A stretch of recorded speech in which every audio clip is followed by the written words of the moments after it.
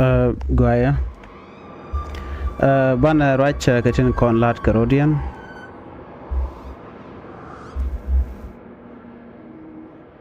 Ti dial chikon kanen was karem nur pain bang twas ka kon really kam ka kon ratini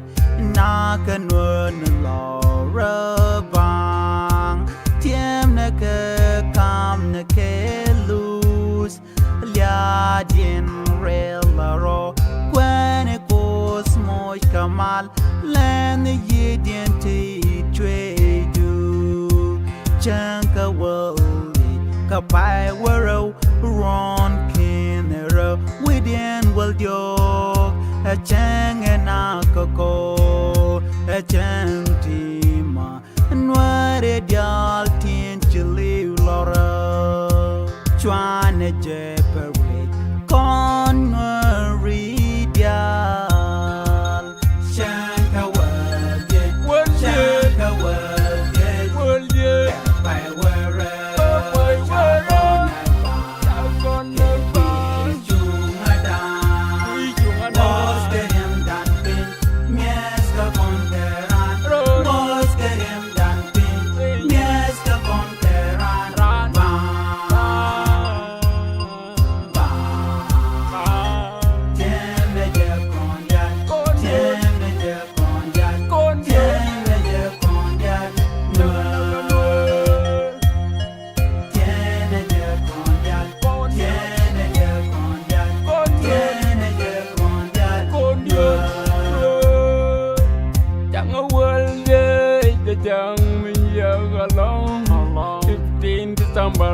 Jang ma jaga long, jang ma jaga long in Nuääri suka ja along,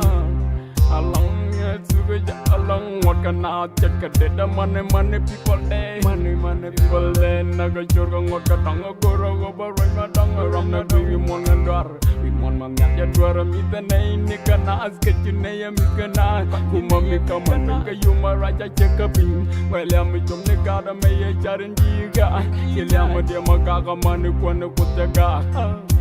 Kagag mani kwana kutega, emirem da, jamrem da kwana kutega. Today is South Sudan, next to the resident barras. Baka jonga kutega, emirem di jamrem da kwana kuten beyebe, kwana kuten beyebe, kuten beyebe. Shanka wadi, shanka wadi, by where.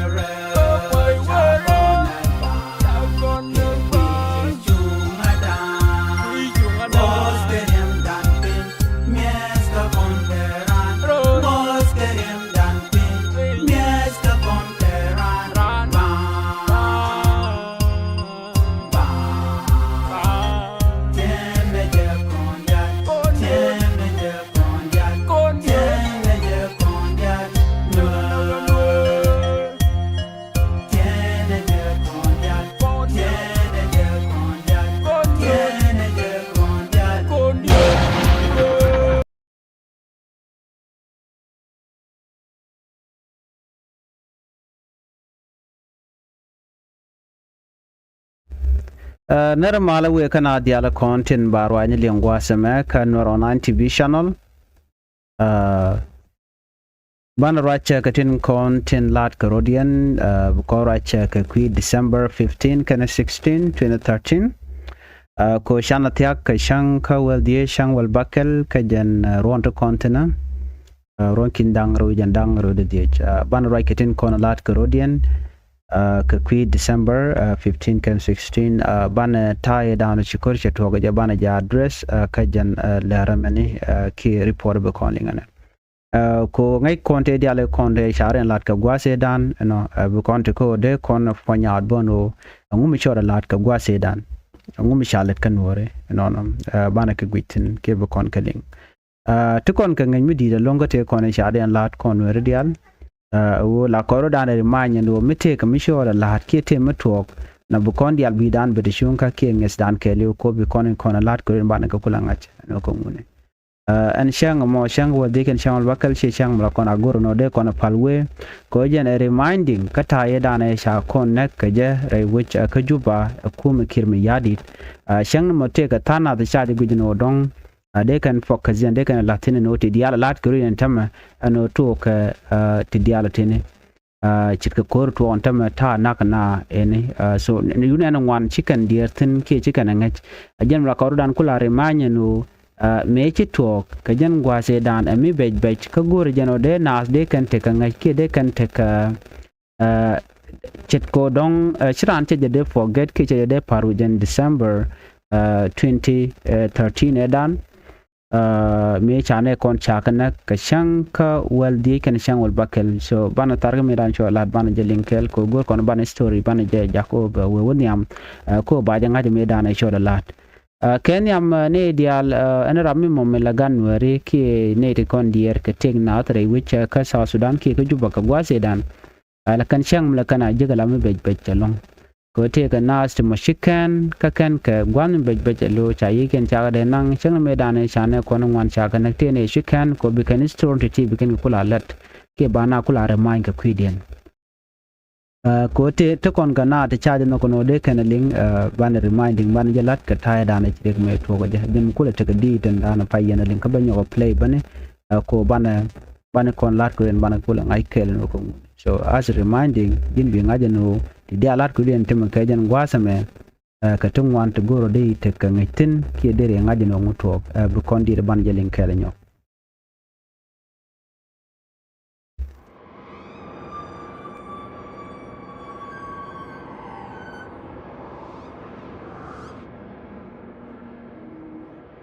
Ti dial chikon kenen was karim nur ping bang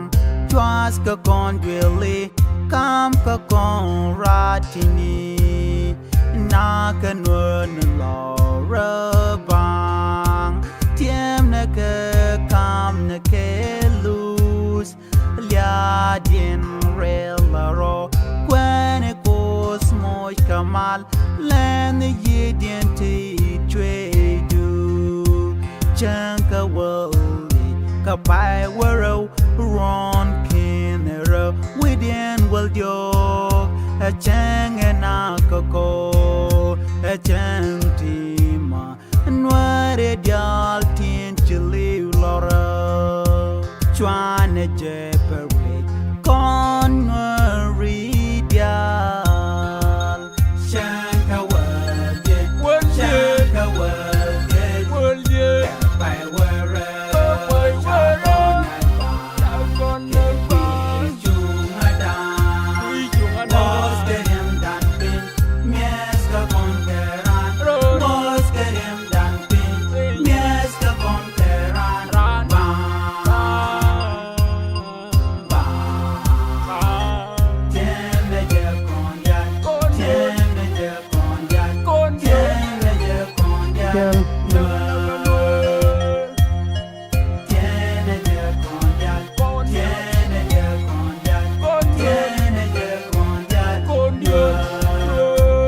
Gwai mo kon kataye dane shukor mecha toka je ka jan 2013 ka December ke pai waro shanga wal dish kana shang wal bakal ronkin dangro with the well job rei wika South Sudan capital ka Juba no shu media along cho to kana content la Nuääri rei wika Juba mi mo istor me charge de min fal ruwe chaneti kon la Nuääri kiena gan Nuääri ajin nyal ajin dol ajin wut ajin shek minga jime dane chi talk no shi dong shi tete shi ka de gujino de ka parwish cause ideality kwa kon remind ka taye dan e chane kon shakan ne ka je ka chaka target ka je rai which ka juba shirma dan ngai kon ka kuje mo mitte gareng mi chi talk la ja goro kon yal baro da remind no ne ngum na ka ne kon ki ngum chiro da lat medan me report cha nong ne kenyam United Nation me chikor me chatore wi ke Juba gwa se chikir me yadi chabarar ke television me shala do ne na mishit ke 1991 charo da banyok ke me yadi da namo yala do ne na mishit ke 1991 charo da banyok kujamo bane dialo kontin matka dakra machar en rami mom matka dakra machar ki en rami mom milan nuar gwi janu dong dar matka dakra machar jira momo baji gwi janu jin gwantar jani ka baji dil nak chetkata dan shi jang tikana lat ke jan 2013 eda so mechi to gene mechi rol mechi to gre which ka juba chere mangai kondiale chwan nur chwa jogo no an korame chete kam jani kana nuar te kam Nantin kon atila dini la dini dakra machar kene dini tin kon la dini jane ki dini tin kwal chol da tam national army la nyin kirm yadit but chegulajen me chin wari kana ngaje no ne me dong der la me gwa no telerektin lo ko cha confuse ka chi point kirm yadit ba cha roi nyam nat a cha ro mo ne ke be ni dini chirma dara ngai kone bien dini te kon te chalat nyol jano chakor cha jango te tin kane diale konen konke kan kwar jana dial te cha plan mo cha jala no banwer ba ka dinak ka plan dia mo lat ken no shi cha target ni specific tribe but gwaine kumen karwade but chi jan do be dane chi do to ko jan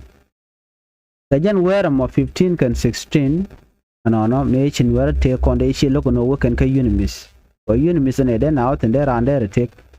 but can where can gujin on you can gujin on me don't just nyini kum ne karodi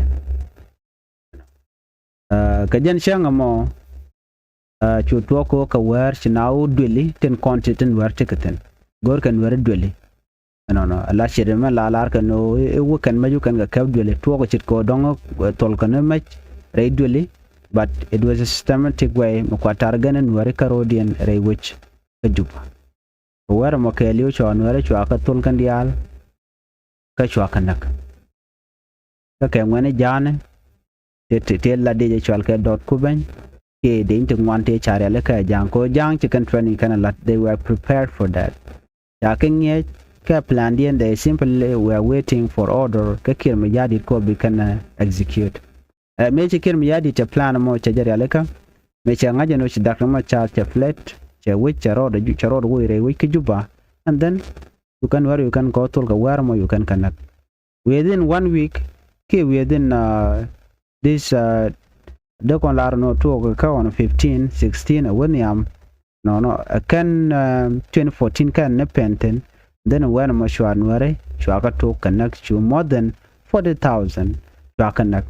40,000 te cha nek re which juba tilan where can dia ajana ku kon la nen ga jano en medan a systematic way mishare leka ku makir me yadit anu kaneten kon na kana charen realeka ano en united nation reported on kana lat kana ne di shop ka 40,000 kanwar civilian di shane kare wi ku juba karwade within 2 day or 3 day so koro mo chwe dak mire wi ka South Sudan no men kula la jeslu aja long ka taye dan chungare lat ke jan ngai kon diala no medan me to kor ne dial tana ko dong telecom de to ko ne tele plan ko dong de dang na so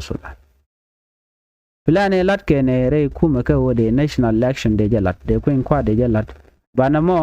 kana son well ka kir so kir gor no instead bo dong bela no bena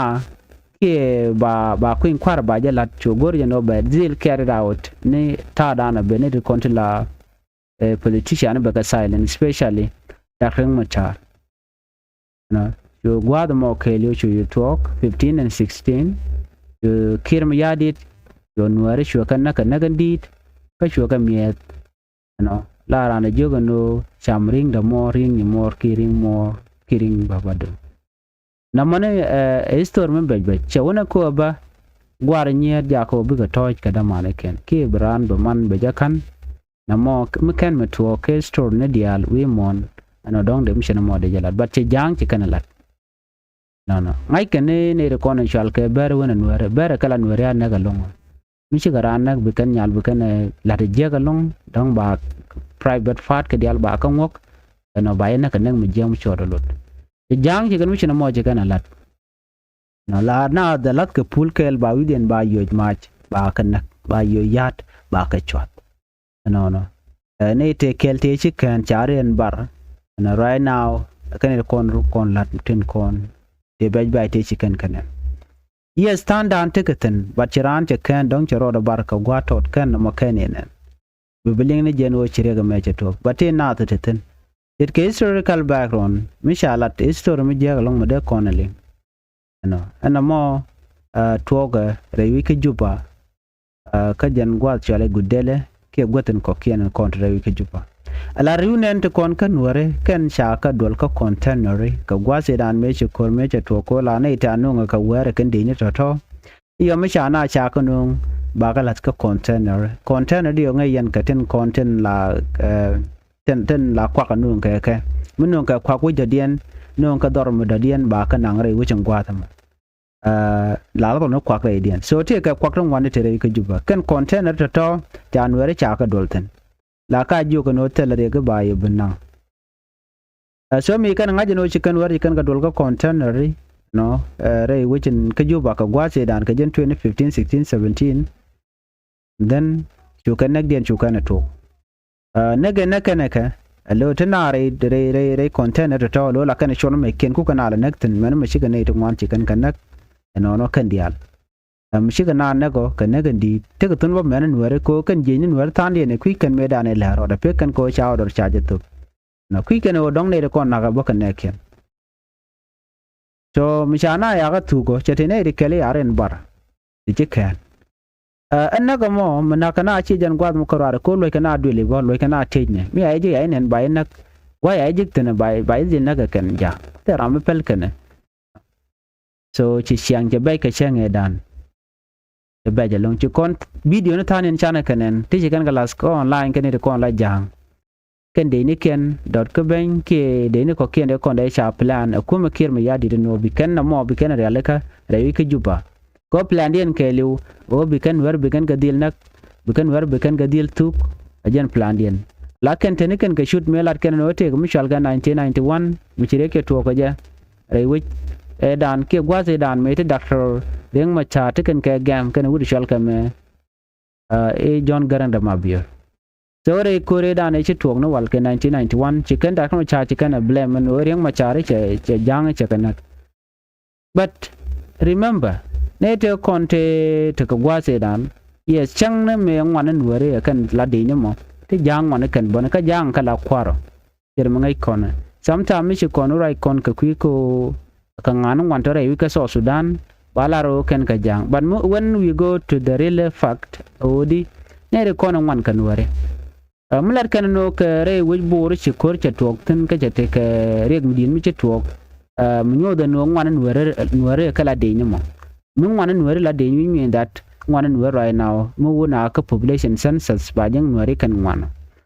kan woda ba nuere yang me wan kan ne de ko ne roi ke jang so jang ku kan wala beledi ke bel kan da kama charde mi kan ka majority kwa ka la overrun di gwade da na shikor che to ka je ka 1991 me chi karodian da la split de che to kam gane dangro ko jan tiela da na ngoda rom kana tin man ta makan ja ajan yira da na ngoda rom kana tin man ta makan ja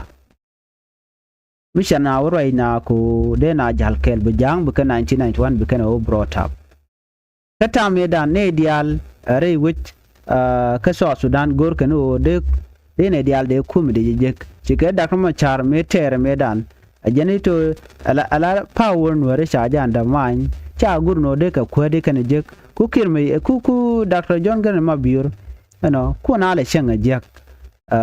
ku jala tub no order tele dol mu dol ke chenga kel mi cha de man cha la no de dol de je dol chikir me yadi cheje no so dobe de ende ku mu daro nyam ko jamo ci ku mu jade meno nyam ma don so ajen dobe dana ci da kuma char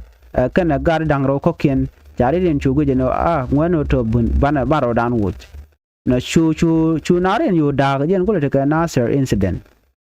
chu da ma char kan je kwara ko ken chu ko Nasser chu jang chu rut go da dan do tin kel ke wudi chal ka me e John Garang ma vi so jen ta ya dan chu ngan to chu jang chu le no ine de kon te na kana e kan ware te kor Dr. Reg Macha ke chi jen lo de but media na medan ka gwa se dan ala ko nwer ngai kon shi kan ne jori kan ka no ko long chang ne dio jam sha video reng ma char bi sha gu gwa de ti ke tin ka me da ka kan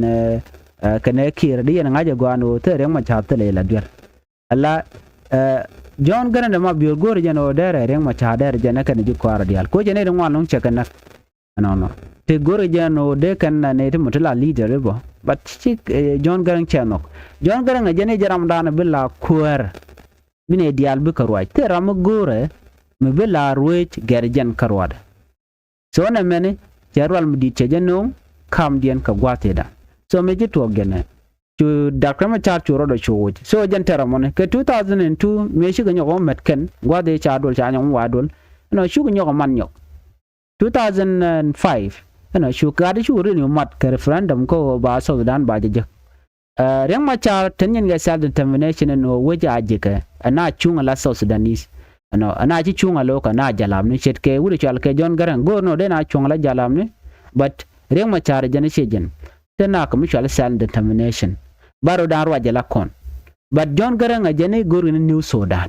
no tela mutual self ke me yadi ne ka gwaze dan me self ke me yadi cha kwerche je bejagana mu ko la ben wetetna tama aban warba ka massacre ke 2013 naga na ke dillo aide ko tele je lwang tele je background of education tele menga je changa kelga tin diala kon lat krodian ajen menen yana no che hatred che waka loide chinyir ano kana taye dana gwi kano de ka revenge de kana lat de kan ware kan kanak ajen chengre loide mokelo so me che power she graph and jen ke che kep ke 2005 me che John garan cheliu re nyal ma cha gwi no dong na ga ne ri chal ka tiji Uganda ka gwi je bon go dong de wude me de te teten wude chal ka me self ke me yadit ba dong de te teten ka plan dien ko reng ma char jira me dana nyir kana long even kum Uganda nyir ka reng ma char ko reng ma char jena na jena tel ram chal tel ne te go re mon South Sudan kien foreigner me ben ka landa ko ne te kontila South Sudanese so changa de ni kun chia ben ka chia border chia je bu cross strictly chireng ma char chelan me dana roje kana wudi chal ga konye anon ko konye rebel dung Uganda ko jara me dana cha jaga ndaga ma char ko ngaje manan to ko tele area mu kuje an rei South Sudan mo keliu me che nyodo no jena ko jala lar ko jin me jin kwer jelle goda contract tigaten ngene goten konen gorga jeno de do de lat chare e menti dial mi che ngaj me jira mo loro ko der we der yang der lat ko di ngaje goten content bej ka ngaje goten content yerten ka ngaje goten content leiten so from there tika lonke tika par ko boji mo bi right but mi charo te gwa kel der we der kula long de chiwe chije de long so me chi talk chi kume kirma yadit kana janken cha plan dia mo cha yo lade kan enu reng ma char a threat reng ma char mu we kom we je chana kwerchan bi nyoko je ko mo na we ka vote ko wa vote wa jelat reng ma char ba win always all the time so meji to gene cho kir your plan cho yo lade no ne before independent kan to cho de cho je ale ka men me cha 2007 cha bilala independent a shikume South Sudan ana she independent je ke siang chop cho ke cho plan man to lo yu lat ma ngai ka bon wona ne ideal cho de ni cho yu nge de ni jan no mi chere ale kan ko wona ko don ba kuin kwa de jelat no ko kuin kwa de jelat ke 2015 plan e lat ke me chireng ma char che gu je no chi corruption je dit re wi ka South Sudan ke leu cho ke yo no national election alat ke je be jiwich bika kwainga kwarian cha kon bilabel ko ke chane diala ko ken cha bilabel run kwara cha kwanya kana mi kana no ba wujba je chu right ba wujba je la de ka ba development be je no na mo kan kir mi yadi de lenga gwa kir cha ngaje no start from 2005 me kana kwar abene ka independent no che plan along no che gurno ba je wuj ajana bete ka power forever yenta dante tin ka da dana let mu sebene je ano choy gu jeno okay reng ma char me threat ka bangulel cha chu chum janken dial a jogo no jin wo yude me woje kudu kamni je pin ko tika all the power power dane cha je self ke me yadi che gu jeno be all cabinet including Dr. Machar la first by president baje dil joirar cho kan dial cho go wo kwerka kan dial cho gwareng ma char cho je kam wudi shal ka waniga ka cho reng ma char cho joy kan ne dial to so meji tuo ka kore chieng machar che chu plan no ana boro do chung ala kwer ke 2015 mi mo plan metetin ore the plan meteken wena mona mechi kire ngaje no reng machar aja no boro do chung che ngaje no national election aja na South Sudan be janang ka be lat ka landmark no a democrat country so chikir she gor ka jana che corruption che jalat anyo kir charge nok nga na ji South Sudan so e guje no de mu national election wo ben ka jano cha level no jen kane ji corrupt so what will happen you know bi kwara me ba jen ka ja ba we ka wude chal ka me e doctrine machar so that plan alone can kir can jano and wo bi reng machar ba proceed ki ba we ka plan dan la de ja ka ja amene me chi doctrine machar kan ne tin contil officially ki senior government official chare audience chal gwa ke rewi ke Juba ke 2013 angut akan pai wero kan ne ben so shu kan dol andola mo kirmi yadi telemi kan benten kan be kana peer ka dola mo right now ka kwi yoni revenue gwa da na wo wakatin no eno UDL sha ka channel cha kam ji Uganda kirmi yadi before kan 2013 kan shop akan liya di da mo nakan wero mo kwala cholan wale 2013 massacre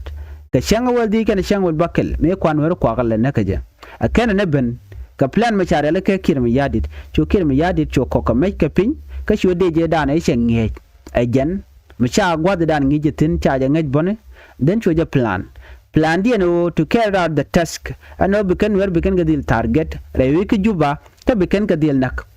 ajen plan di tele ka plan do dien melala dien changa ker that was their plan mi chikari ale ka kan jang dial ko ngai kana gwanu man la reng ma chare ngu very plan me George and go reng ma chare jana national election bajalat but kir me yadi de jana she ready kodi jen tindia le de nge jen uche dem part in madong ko ram ma chalok but ko gur jeno bet keneti baje gor no chuji kotoria chuko gwan kore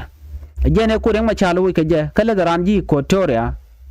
ko anji kotoria kan la third majority mo ka South Sudan jang katin yam Nuääri karode den ji kotoria but in fact de ko laro ne tilan yam ka Nuääri but ko ta danan kwen kana ga je kana kwen gwa che joje no jang wa ke la majority mo so na mo ami chore lat chukim yadi chugu no boro mo kanete la allies tibo mat kel so bloodian betel mi chaka come first by president then cho wane ga cho kwan then cho plan cho lat ko be wudi shal kam da kam char be janak bad be kula negade tele plan do din ki be ne ken be ga cho di me kula to ke jen 2013 mu kol right tan tam no chan were anak ka wera mo cho kor cho to gwada dana tie ke nyakron ki ge gade kurmatot gwa mi jikir me yadi che ne ka chaka jak wan wari ki ne de kontila jikwa dakra machar wa me ken wa ka disam jin mi wi kwara dien wi je disam ano yiye ne je re wi mi di kan ga je no tisiata teten tilat karodian chaka ne already chereng machar che je wi kelel je la gorlo lo yiye ne je ka lug de ko te ga campaign milat ke ko ba kuin kwara ba jelat and then show military keleu chuje jak ka jagaji Uganda bo then from there to Koromo to road to Kajen Waram. Okay, the next day on 15-16 to Anwari Akulo nak kwal naga didona. So na me amiji kirme yadi cha plan. Dwa legend ka queen kware dwa legend ke election. Ngai kondi alame. Dwa le kirme yadi ke election. En wadi ale konde de kel ke wudi shalka me kirme yadi ka Juba te chi doten they know. Kwanen chief of defense me Nuer ko chief of defense Nuer ni ka gwade dan okay angumi wan ka je kir la ja ngaje no en mi gor jena ban Nuer bakanak la ya guru no ban Nuer bela don wena mom ko run chaje bel a shango na ka ko den tama loka jen kir dere Nuer ngwande ka gwan kora dere ka jogo no shien gwade dan na ka Nuer ke 2013 ke yente ko de la chief of defense mi te ko dor mi chatup ano nakana de la Ramadan chief of defense anywhere Nuer la ka kwal kapin la widia la do the ko just sha mo ke position and queer midit ku jera mo che plan she la do ready no te mi jeng balat mi baji ku lo we lel ke je yo ala jin jira Ramadan bu ku lo pere ko katina na mone Okay, so na me a plan wuda shal ka me kir me yadit. So nang Nuer we ka Juba a me sha plan ka share le ka kir ka do badan and share plan ka jam. So again mo ko right tena wala no December 15 and 16 2013 chatiak erun kene molka run changa waldiech ka jan paiwero ron kin dangro jan dangro with the diech bana taye dane chanwe anaga je shengda bana je team ko remind kame jege dane chitok an leng na makel didame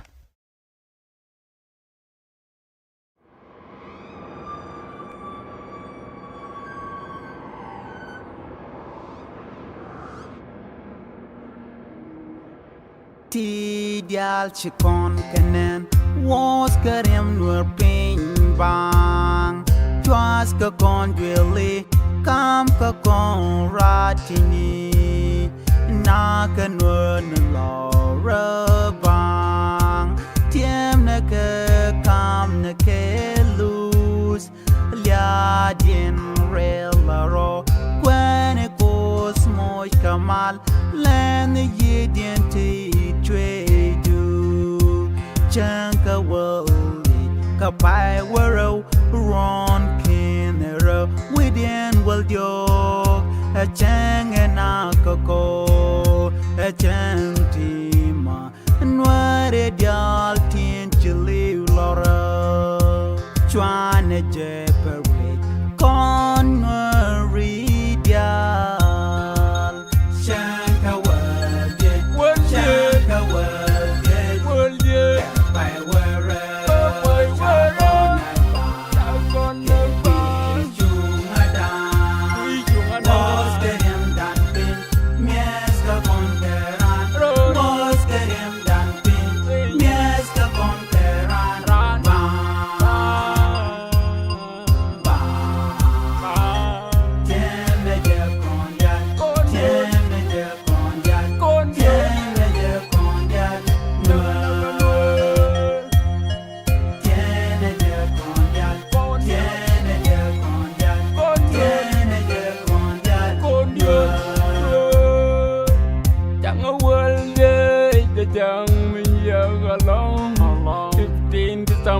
Yana jang ma jaga long in Nuer suka ja along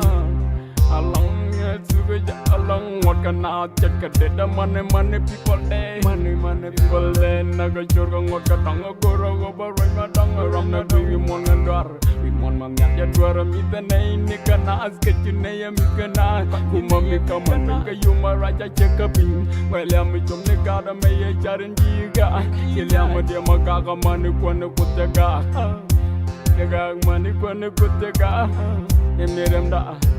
Jamrem da kwane kutega Today is South Sudan Next to the resident barras Baka jonga kutega Yenerem di jamrem da kwane kuten beyebe Beyebe Kwane kuten beyebe Beyebe kuten beyebe Shanka wage Shanka wage By where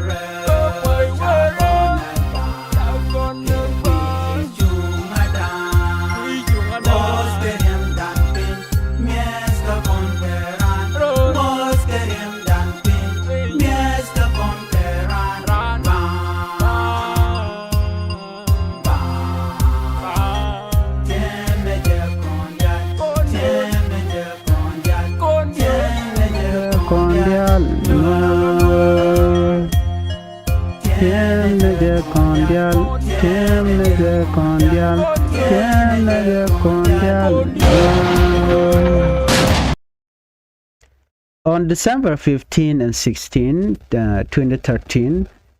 South Sudan's capital, Juba, descended into one of the darkest chapters in the country's story. What began as political tension inside the ruling party quickly turned into widespread violence, targeting civilians, particularly members of the Nuer community or the Nuer ethnic community. According to United Nations report, thousands of Nuer civilians were killed in Juba within just 2 days. Many survivors and Human rights organizations described these events as a targeted ethnic massacre. This documentary examined what happened, how it happened, who was responsible according to international report, why justice remained unelusive more than a decade later. South Sudan became independent in 2011 after a decade of war. However, independence did not bring lasting peace power. A struggle quickly emerged within the ruling Sudan People Liberation Movement, SPLM. President Salva Kiir Mayardit and his then Vice President Dr. Riek Machar fell out politically. By 2013, the SPLM was deeply divided. Meetings of the party leadership were tense, and accusations of plotting and betrayal were common. On December 15, 2013, fighting broke out within the presidential guard in Juba. The government later described this as a coup attempt. However, multiple international investigations found no evidence of an organized coup. What happened in Juba in December 15, 16, 2013? After the fighting at the military barrack, security forces loyal to President Salva Kiir Mayardit, a Dinka-led government, began house-to-house search in Juba. Eyewitnesses told the United Nations that soldiers stopped civilians at checkpoint and asked them to identify themselves by ethnic city. Nuer civilians were separated, detained, or killed on the spot. Entire neighborhoods were affected. Families were dragged from their home. Men were executed. Women and children were not spared. Bodies were left in the street. Survivor described soldiers speaking Dinka language, wearing government uniform, and operating with apparent coordination. Let's look at the UN report and death toll. The United Nations mission in South Sudan documented the killing and multiple reports. According to UN findings, the violence was systematic and targeted. Victims were overwhelming Nuer civilians. Killing occurred over December 15 and 16, 2013. Government security forces were directly involved. While exact numbers are difficult to verify, some UN-linked estimate and human rights groups state that more than 20,000 Nuer civilians may have been killed in Juba alone during those days and the immediate aftermath. The UN described the killing as possibly amounting to crime against humanity. President Salva Kiir was the commander-in-chief of the army force at the time. UN and international human rights reports state that the forces responsible were under government command. No effective action was taken to stop the killing. No senior officials were held accountable. While President Kiir denied ordering ethnic killing, the UN concluded that command responsibility could not be ruled out, given the scale and coordination of the violence. To this day, no independent court has investigated President Salva Kiir Mayardit's role. Survivors who escaped those who escaped to UN protection camp described horrific scenes. Families hiding in ceiling, children witnessing execution, people pretending to be dead to survive. Many say they lost entire families in a single night. The trauma from December 2013 continues to affect thousands of Nuer survivors across South Sudan and in refugee camps today. The 2018 peace agreement, or the reply peace agreement, promised hybrid court for South Sudan, accountability for war crime, justice for victims. More than a decade later, the hybrid court has not been established. Victims remain without justice. Perpetrators remain free. Many see this as a deliberate political protection of those in power. The Juba massacre was not just a tragedy of the past. It shaped the entire civil war that followed. Many Nuer joined army as resistance after December 2013, believing peaceful coexistence was impossible without justice. Without accountability, cycle of violence continue. December 15 and 16, 2013 are not just dead. They are wounds that remain open. According to the United Nations, what happened in Juba was a targeted massacre of Nuer civilians. The world documented it. Survivors remember it. Families still mourn it. Justice delay is justice denied. Without truth and accountability, South Sudan cannot heal. Dan to dial ti chana kalin ka ta dan en chikon ngai ka jenu ka changa wal diken chang wal bakel chikir mi yadi chede che jakre wi ka juba wan wer wa connectin naka god naka dong naka ngut naka men teram pel kanan so a chang mi cha de forget ke chang mi cha de men parwe ene ti kolan weri ko ne me lat ke je ngai ka kir mi yadi ten wo ben wer be ga dil nak ka peg mi di tu men wala chere men chana ngai gwasame teram mi cha kep tera mi cha yugo no jin chin wer chikan nak chere mandar ngai kono no mi chi kwar mi chi de mi cha jen la ja ti ka mi chi ne ku chi na chikan kono but chu men tama tera mi cha ti bai now rai wi ka South Sudan medan ka gwase dan chala do dong de hybrid code jalat hybrid code jen code dan la na la ka gokatin en code mo kon ma la lungni ne tin kon tin la high profile chit ke kir mi yadi ke doctor ma cha mi cha je charge kwen ke mi charge establish ke charge chak an code mo no ajen code dana de ne dial de ko kul lukten awona kare machar awona ka point de wud shal ka me kir mi yadi but ko kir mi yadi nge jen wona me a plan material ka already jen ta da ne yen jen tam tel hybrid code mi sha establish yang ne the ongoing trial and take first by president Dr. Machar jen kwa le chol ka jen wo political motivated babu lug ne je ka metod mi chit kana me ka loka ka kan kir mi yadi kana lug wa mi shi more than 20,000 nuari cha ka naktin me dan me na ka nuar la na ka ko mala kana na ko jina jiran wajen dia na ka ji o mi cha jo ko mala ka chiliye cha thok ba jina ka slonga chiliye ba ngaje no bul jina nuar ne ji mala di to na ram mo me dan mo dong jira mi tige juba cha ji pel de ni jan te kon te chan wer sha kana so kari pore dana cha no ji UN more than 20,000 ke 40,000 nuar cha nak rewi ke juba alone ka 2015 2016 awe ka jan end of December me ban kula chup ka 2014 medan shi me de parwe jane dia ko tene tin wani shu tin chen men chana ngaje no ta na cha ka mi ne karing kan me to no de nuar ke de ran de je met karing ya ran jo toy ni nyimo toy ni ka mamadu you know and all that de kula to go de je me to go na mo abomination mishalat akir me yadi ka gwase dan so jen menen konen tama no chikona goro an goden je forget chengna men cha paru je netin kontere wiki juba tende kel ke kir mi yadi we can no de kana to we can no charge de lat ko they feel ashamed they part of this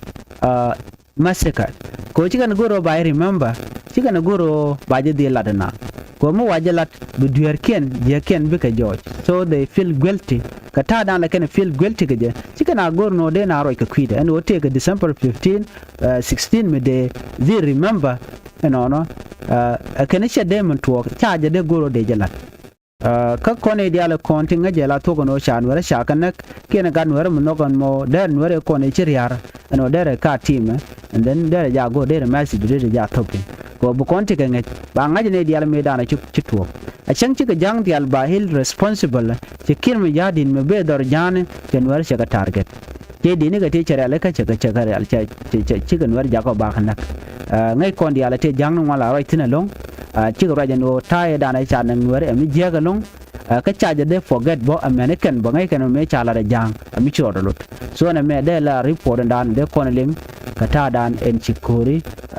rewi ge South Sudan chan wer cha kana kajen ngot kon kan kon chang wal diken chang wal bakal kan kon shup chang wal de jarun malalat ke long o le remember this day ku chang January cha ga to kana kajen especially on 14 ayo ka wer bu ka 15 16 jan gwade dan e chirek to to ga wan malana ji ka duel kan dial ba ka dwan mai kan ka ke teram phal ka ke ngot ka ke chang ka je kap ka gwar pin kap ka men pin teram phal ka ke gwate dan de kon kula forget it ne diality to la ti te ken kel ke kin me yadit these are the people ten queen me dan show the lot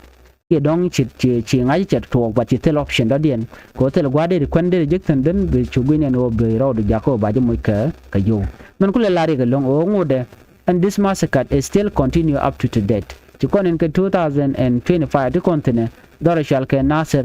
ta fan ga ka unity state gwan me mo kwan wer ko ga targeten anyok bonen kon bore wi ku juba bo la na la ka target ke la ka naka and this systematic way of targeting broad capture ngode bor kap chong gwa da na won weru ko den mat lo bi jal ka loy kel ke bi kan ngaji no ka ngani men bana ngaji long en 2013 e dan ke ken cheng e dan na kan wer ka je ngoda kan luk da kan luk kan kir kan nan gwa luk karing ma charbo kan lo nan gwa luk ko kan ji United Nation la lar kan no ne mi kwer mo ngot kwara ken je mi je ke jalat no la liep kan ji men mi ci ben pin e baaju ko lo nyoko mi baaju ko lo luk de ko no ko jin kwara mo no baaju go ka baaju ko lo luk ci kana de no ajana shalat Umar Bashir ke Sudan me ce Darfur ya ne shekanak ce kama sakat ano kanang mudi da long chwagu je no de ja ke bat ci United Nation ju kana pal e bajo ke ko kor ke mi chaje wo kwerka den bajo wo bara na chaje wo kwerka ko cha ku chaje la dore cha yen la tokte dwelien ka bat kana kon nan ka CC ko be duere kon te chalat bajo ku lo ke je ko che kan ne kon chala Darfur yan che ganak re wika Khartoum ke che ganak bonana dore na ka Darfur te rampele ga de men kandial te chanak janjawit ke te kon e choden la the same thing you kon ngaje ne ke jen 2013 men na ko kon ashika ben kor bo men ke ne te chala ji Darfur yan ko cha mu ke yo so an kwer mi che mi jek che jalat de ja kap ke la to but chi kume men kula tanial la higher authority chikana gujeno taken ka plan no kwara me akon ben pinya power immunity da akon jen ka jadan baje kulo look jan ta gu yana jata ma shit di al chicken we ko dob dan de gu je shit ka dob dan wi kon eja so na me da la report nan go de nya yekel on 15 kan 16 ka jan December to continent 2025 ajan shenga dan na ga ne kon ka je rewi ka Juba ran ko remember ka raden go reminding ka kon no mititin gwade dan what will happen to you mititin mije to ka je no mije to ka je tire which dere gujide mi kan road barka unimis ke kan road barka Uganda ke jinba kana chu kanda dop gwa mi jin wi ka Juba ka ci ko te ju nyoko lu jok dire gujide no telelot ko ne ngwan jen ta dan wi kon ne jem ana gujide no kana ko kana to ka taran ce ma mi ce jek bi gujide no na me she to but this was tragic kana kon dial kon wore a chang mai ka wi mon kele no chan wore sha kanak ka plan mi sha la ga kir mi yadi de la de no chireng ma char she ku che jalat tereng ma char mi ku che jalat report cha no ji UN ko cha dial finding cha je mi jek ke char sa cha jala kan telekom chalat e kir mi yadi let plano ka dwala ko che wo che bo ka kuin kware man tam right corner che no no der wo ka kuin kware so agenda na go rede nywa yekel ana bana nyo jek kam do dien ka report and content be charna me chana linkel